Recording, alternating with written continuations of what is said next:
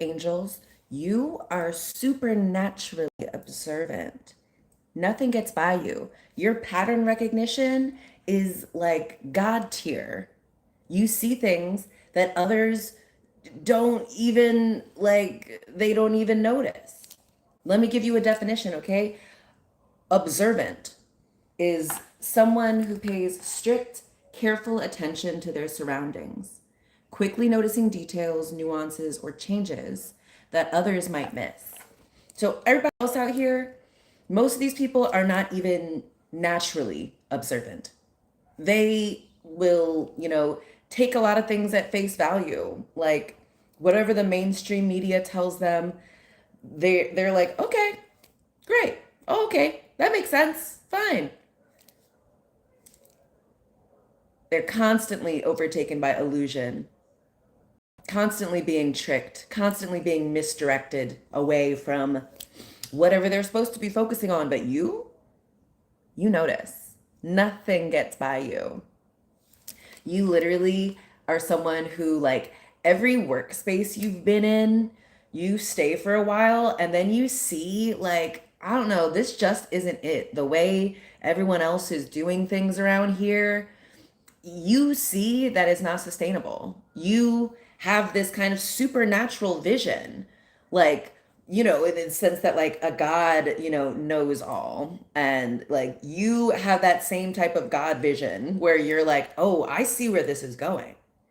Everyone else there, they're not even naturally observant. So, like, you being supernaturally observant, those people are probably like, no, what? You're imagining things. They probably say that you're imagining things, babe. On one hand, like, yeah, you are. You're able to see and you understand the power of your imagination. So I think something that might help you as someone who is supernaturally observant is to trust yourself. Don't let yourself be gaslighted out of what you see. Trust your vision. Your job is to have the vision, is to see. So when you get around these other people who don't even have natural observation skills, let alone supernatural observation skills, don't let them trick you out of, like, what you're seeing. You're here with the supernatural observation skills. You know what you see.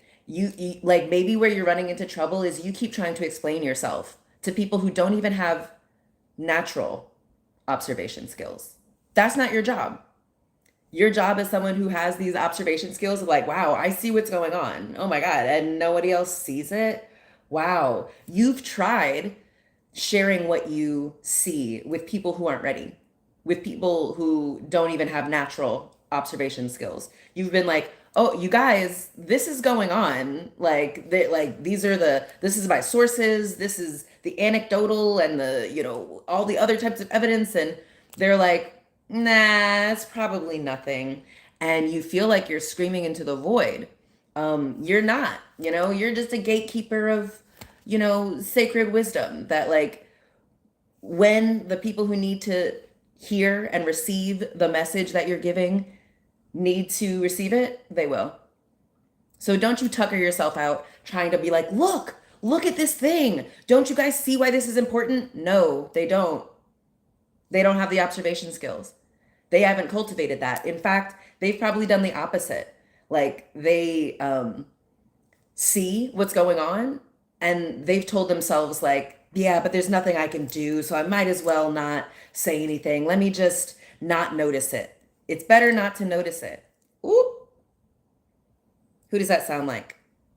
The Israelis, the Zionists. They depend on everyone not noticing the inconsistencies, not noticing the all the blood, all the violence, all the deceit that goes on, all the illusions that go on. It relies on you not noticing. But listen, you've got supernatural observation skills. You couldn't not notice if you tried, and you have. You've tried to go along with it. You saw that everyone else was just, like, choosing not to see. It looked to you like everyone was choosing not to see. They were literally burying their heads in the sand, having blinders on, whatever CNN tells them, whatever their boss tells them, whatever their parents tell them, whatever their church tells them. That's all they see. They are afraid to, like, look outside of the blinders and see how much there is. It overwhelms them. They are not the ones with the supernatural observation skills. That's you. So don't stress yourself out, tucker yourself out, trying to be like, look, let me show you this. See, like, your job is just to see it, clock it, and you'll just save it for whenever you do need it. Trust me, when you need to relay the information that you've observed, you will. You'll be able to. When, yeah, the information is ready to be acted upon, you have it. And it's great. Pretty soon, everyone's going to see you have a pattern of being able to anticipate trends, being able to see when something is like not working. Like, you've been in workplaces, in group situations where you're just like, oh, you guys, we got to get out. The party's over. And everyone's like, what? No, like, the music is still playing. Like, people are still here. Like, the DJ's still like, whoop, whoop. Like, the party must still be going on. And you're like, yeah, but, the cops are outside. Or like, it's, getting so crazy that it's just like not even fun anymore. Like, the sun's about to come up. You have this supernatural vision. You know when to make an exit. You're like, yeah, I'm going to get up out of here. Knowing when to make an exit is such a top tier skill to develop in your life, and you naturally have that. You resist your fear of missing out. You resist the peer pressure of like, oh, okay, I guess everyone else is staying, so I guess I'll stay. You give yourself an Irish goodbye, and you're just like, all right, I'm out. Goodbye. You know when something's about to go down, and you get out. You observe it. And yeah, to some people, it will seem supernatural. And I guess on some level it is. It is very like divine and God tier. And you have that power, this superpower, this supernatural gift, because you're supposed to use it. You're supposed to see and observe, and you know what to do with that information. What you're not supposed to do is like try to convince everyone else of what you see. You only got to convince you. They'll come along when they're ready.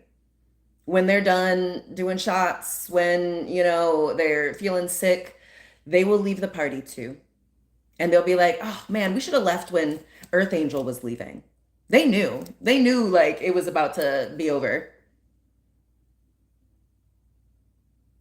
And so, yeah, you are building this reputation as someone who just sees before it happens. You are able to, it seems like you're able to predict the future. What you say ends up happening. It's because you're a master manifester too. And you're seeing that more and more. Like, when you focus your attention on something, everyone else starts to realize, like, wait, that's something we should be focusing our attention on. When you start moving a certain way, people are like, oh, that's possible for me to move that way. You have this supernatural observation where you're able to notice changes in energy, in vibration, in, timelines. You just know, like, you look up and you're like, wait a minute, I'm on a different timeline, actually. These things happen on this timeline. That's how I know. You just know.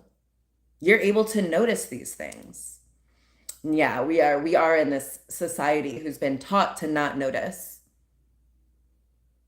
Like, they've been taught, like, if you see someone, I don't know, like their skirt is like tucked into their underwear or something, like, people are like, I shouldn't say anything. So they're taught to like override their natural observation skills, let alone their supernatural ones, please. Their natural observation skills, they're taught to be like, let me just keep it to myself. They see nefariousness. They see wrongdoing being done in their different circles and they just like override it. They're like, nah, nothing to see here. But you're like, are you serious? Are we just gonna pretend to not see?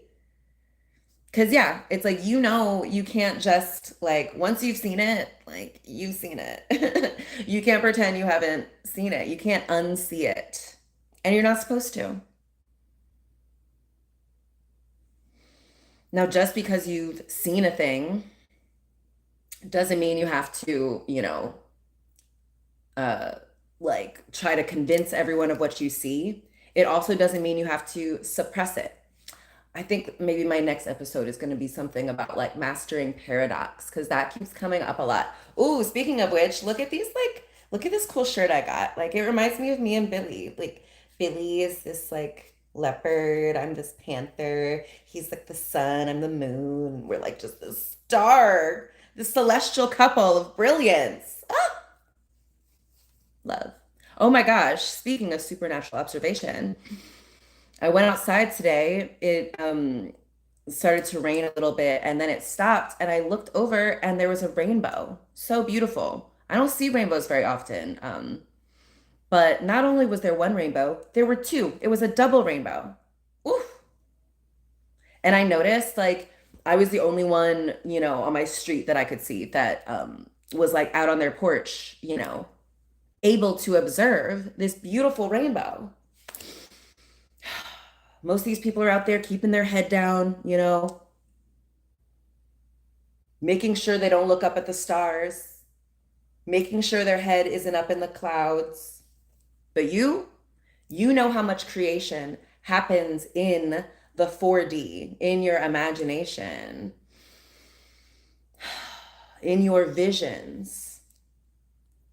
And since you're also this like, master manifester and reality creator, you see, yeah, value, beauty, um, value, beauty, like usefulness, where others just don't. I'm the same way. That's why, I'm me in all these ways, and that's why I have an amazing husband. Um, I was able to see how brilliant he was, and I was like, when I first met him, I was like, no one else is like snatched this guy up. Like, oh my, okay, all right, I'll take him. Thank you. And now everybody's like, oh my gosh, you guys are such a power couple. You guys are such like a dream couple. Yup. That's because we both have the vision. We both have this supernatural vision. We're just able to see things that most people in society are not taught to notice. They're taught to undervalue. It's like in that Indiana Jones one where they're like looking for the Holy Grail and like I think they're with a bunch of Nazis and like they find the Holy Grail and it's like a choice of all these different cups. The Grail is like a cup. And so like the Nazis are like, "Ooh, the Holy Grail must be this gold bejeweled fancy glittery cup." And like they take it and like I think they melt or something. It's the wrong choice. It's not that. The real one, which Indiana Jones takes, is like just a very humble, like clay regular cup. He got that supernatural observation. The Holy Grail is not going to be just this like glittery gold one that like any freaking common Nazi would be fooled by, would be tempted by.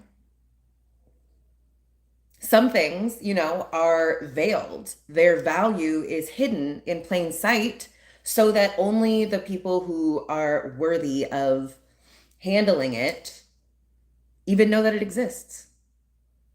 Other people won't realize the value of certain things. That's part of your power is your ability to see value and possibility where no one else sees it. Everyone else is like, oh, there's no way out. And you're like, but what about that door? Or what about that window? Or what about like, is that a tunnel? Like, you're just able to see supernaturally, where everyone else was like, oh my God, I thought that was just a carpet. You're like, no, it's a trap door. We can like go that way. You can see that. Some people who are used to being a little deceitful, used to being a little like fake, little people pleasy, they might be uncomfortable around you because you just kind of offhandedly see through the BS.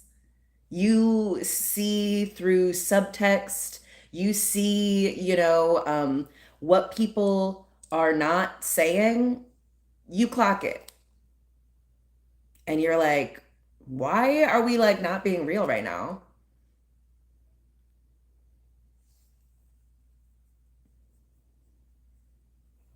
But it's really powerful. People are going to pay you a lot of money increasingly for your supernatural vision, your observation skills, your ability to see before the 3D confirms it, your ability to observe things without, I don't know, like before everyone else. And your job is just to trust it because, like, yeah, these people who don't even have regular observation skills, they're going to want you to be like, what's your source? Explain it to me. Like, ew, no. If you're not supposed to get the message, you're not supposed to get the message. But you notice it. You are supposed to get the message. So you hear something, you hear a song, you watch a movie, you get a message that not even the songwriter, the screenplay writer, they didn't even intend you to get that message. But because you're supernaturally observant, you're able to see. You're able to make these links. You're able to notice these changes, notice these patterns. And it's really powerful. Really freaking powerful, yo.